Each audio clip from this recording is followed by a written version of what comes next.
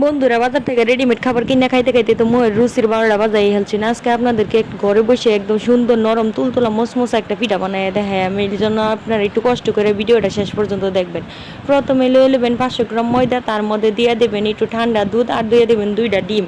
2টা ডিম দেওয়ার পরে এর মধ্যে 5 গ্রাম গুঁড়ে গুঁড়া আর একটু লবণ দিয়া একটু চিনি দিয়া লইবেন। তারপর 2টা কাঠির সাহায্যে একটু খলো করে লইবেন। খলো করা শেষ হলে একটু তেল দিয়া 2টা হাতের মাধ্যমে একটু ডলাডলি করে লইবেন। হাতে ডলাডলি করে লম্বা একটা লত তৈরি করে কোদালের সাহায্যে এটা ছোটো করে কাটতে লইবেন। কোদাল দিয়ে কাটবেন, কাছে দিয়ে কাটলে আবার উঠবো না। এইগুলারে সুন্দর করে একটা স্টের মধ্যে রেখে 300 বছরের লেখা রেখে দেবেন।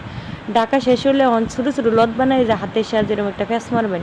ইন্দে একটা গিট দিবেন, ওইন্দে একটা গিট দিবেন, দিয়ে এটা লোক জোড়া দিয়ে একটা ফুল বানাই আনবেন। এখন গরম বলক পাড়া তেলের মধ্যে এই পিঠাগুলা সাইডে দিয়ে ভাজিয়ে লইবেন। ভাজতে লাল হয়ে গেলে পরে এটা উঠায় লইবেন। দেন বানায় খাইয়ে মজা যদি না পান তাহলে আমার কাছে আইবেন, আমি আপনার ঘরে মেমবি ফেরত দিব ভিডিওটা দেখা।